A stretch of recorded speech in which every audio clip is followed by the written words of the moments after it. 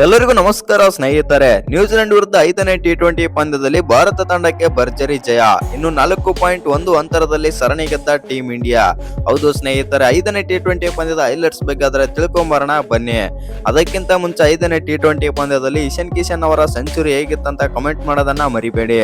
ಹಾಗೆ ಇನ್ನು ಯಾರ್ಯಾರ ಚಾನಲ್ಗೆ ಸಬ್ಸ್ಕ್ರೈಬ್ ಮಾಡ್ಕೊಂಡಿಲ್ಲ, ಸಬ್ಸ್ಕ್ರೈಬ್ ಮಾಡ್ಕೊಂಡು ಬೆಲ್ ಐಕಾನ್ ಅನ್ನ ಆಲ್ ಇಟ್ಕೊಳ್ಳಿ. ಹಾಗೆ ಮರಿದೆ ವಿಡಿಯೋಗೊಂದು ಲೈಕ್ ಕೊಡೋದನ್ನ ಕೂಡ ಮರಿಬೇಡಿ.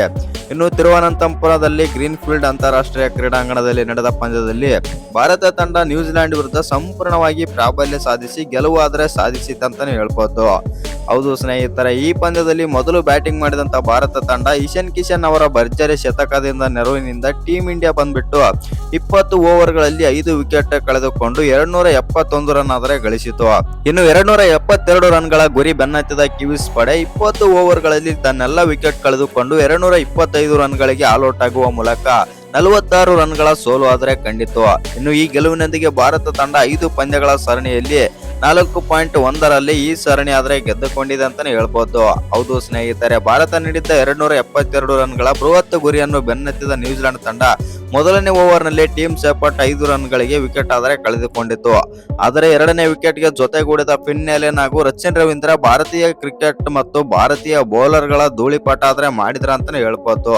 ಹೌದು ಸ್ನೇಹಿತರೆ, ಈ ಇಬ್ಬರು ಕೇವಲ 48 ಬಾಲ್ಗಳಲ್ಲಿ 100 ರನ್ ಸೇರಿಸಿದರು. ಇವರಿಬ್ಬರ ಆರ್ಭಟಕ್ಕೆ ತಂಡದ ಮೊತ್ತ 8 ಓವರ್ಗಳಲ್ಲಿ 100ರ ಗಡಿ ಕೂಡ ದಾಟಿತು. ಇನ್ನು ಈ ಹಂತದಲ್ಲಿ ಭಾರತ ಈ ದೊಡ್ಡ ಮೊತ್ತವನ್ನು ಉಳಿಸಿಕೊಳ್ಳುವುದು ಡೌಟ್ ಎನ್ನುವಂತಾಗಿತ್ತು ಅಂತಾನೆ ಹೇಳ್ಬೋದು.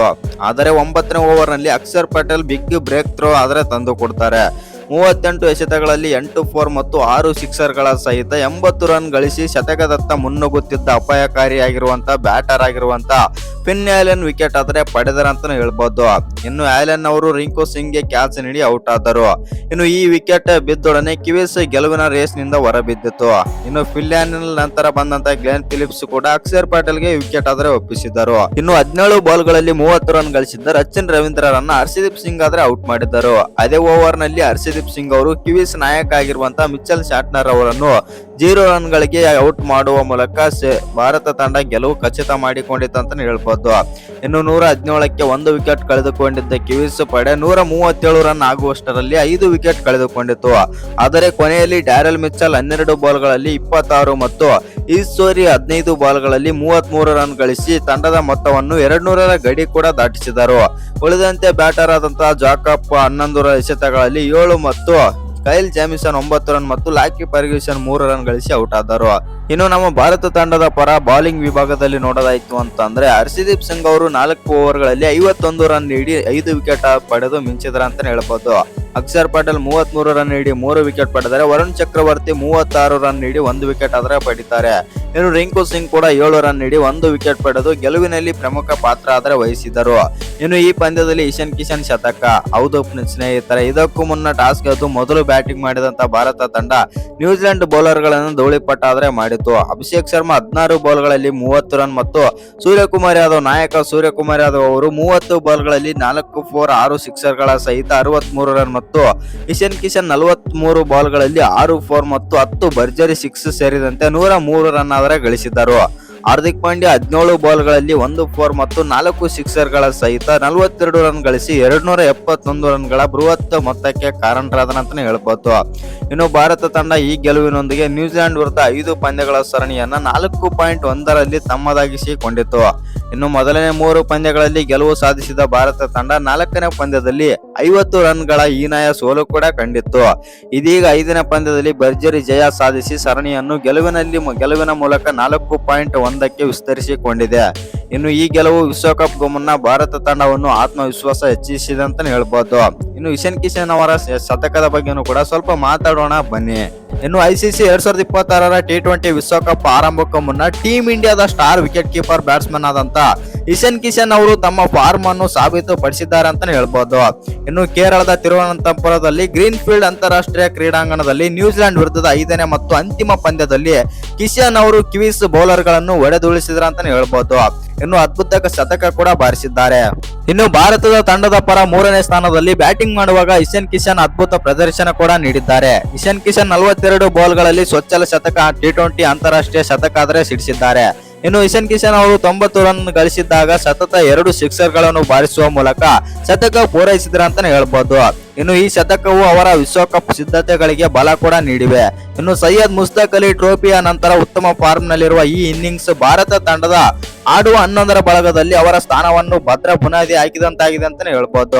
ಇನ್ನು ಪಂದ್ಯದ ಆರಂಭದಿಂದಲೂ ಇಶಾನ್ ಕಿಶನ್ ಅವರು ಆಕ್ರಮಣಕಾರಿಯಾಗಿ ಆಡಿದ್ರ ಅಂತಾನೆ ಹೇಳ್ಬೋದು. ಹೌದು ಸ್ನೇಹಿತರೆ, ಮೈದಾನದಾದ್ಯಂತ ಬೌಂಡರಿಗಳ ಸುರಿಮಳೆ ಆದರೆ ಕೊಯ್ದರು.